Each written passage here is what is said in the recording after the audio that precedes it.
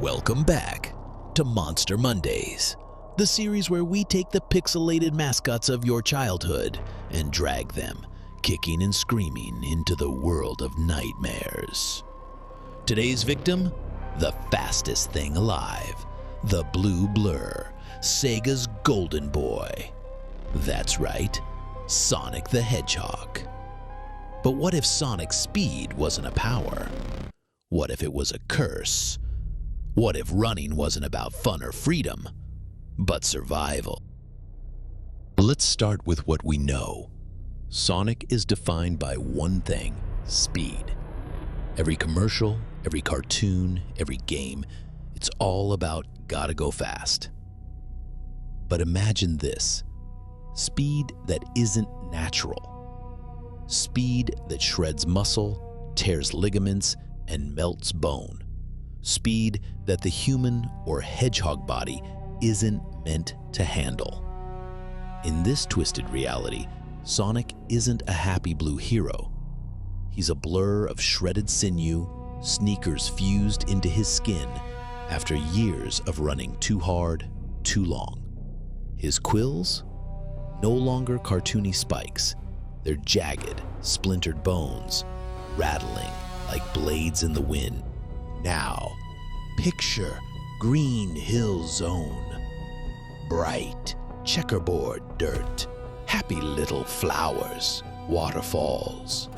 But in the horror version, the soil cracks apart, checkerboard splitting into jagged cliffs of bone and stone. The rivers run thick and murky, carrying chunks of something you don't want to fish out. The loop-de-loops? They're not wood and dirt. They're pulsing veins. Every time Sonic runs through one, the world shudders with a heartbeat. Not his, but the zone itself. You're not running in a playground. You're running inside something alive. And those cute little animals you rescue at the end of each stage.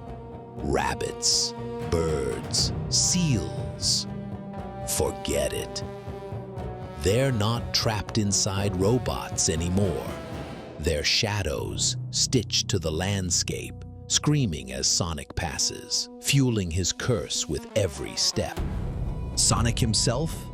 You never see him clearly. He's too fast. Instead, he appears in flashes, like a strobe light. 1 second far away, the next right behind you. His eyes are no longer cartoon circles. They're wide, bulging, yellowed from never blinking. Imagine a predator whose face stretches into a permanent rictus grin, gums torn and raw from gritting his teeth against endless motion. And when he curls into that iconic spin dash, it's not a fun blue ball. It's a living buzzsaw. Flesh, teeth, and bone grinding together into a vortex of blades. Wherever he goes, the ground is shredded into strips, like meat caught in a grinder. And then there are the rings. Everyone remembers the sound of collecting them. That happy little ding. It's satisfying, comforting. But here, the rings aren't rewards. They're brands, shackles. Each one burns into Sonic's body, keeping him alive, forcing him to keep running. You don't want 100 rings, because in this nightmare version, 100 rings doesn't give you an extra life. It resets the loop. You're back at the start, cursed to run again, trapped in an endless cycle. The cheery golden hoops are no longer about protection. They're a prison, and Sonic is the prisoner who can't stop moving. You didn't think I'd forget the Chaos Emeralds, did you? In the games, they're the ultimate prize. Collect all 7, and Sonic transforms into Super Sonic, glowing golden, untouchable, a god of speed. But in this nightmare, the emeralds aren't gifts. They're parasites. Each one is a shard of something older than the zones themselves, fragments of a heart long since shattered. When Sonic gathers them, his body doesn't just glow, it fractures. His fur burns away in patches, his veins light up with an unnatural glow, and his screams echo louder than the ring chime ever did. Super Sonic? Forget it. What you get is a skeletal demon wreathed in light, eyes hollow, moving so fast his body tears apart and reassembles in the blink of an eye. The emeralds don't make him stronger. They bind him to the curse forever. They're not Chaos Emeralds anymore. They're the chains of entropy. Now imagine playing this game. The camera shakes as you move, trails of blood streaking across the screen wherever Sonic passes. The music?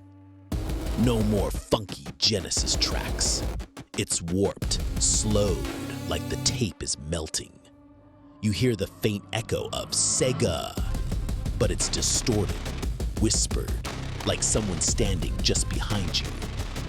If you die, it doesn't say game over. Instead, you see Sonic's face pressed up against the glass of the screen, watching you, breathing heavy, waiting. And when you try again, you're not in Green Hill anymore. You're in a darker version, the same level but twisted, like the game knows you're trying to escape. So what's the real terror here?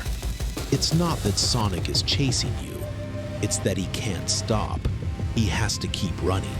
If he slows down, his body starts to collapse. The curse devours him, and the zone eats him alive. So he runs, forever. And the more he runs, the more the world rots around him.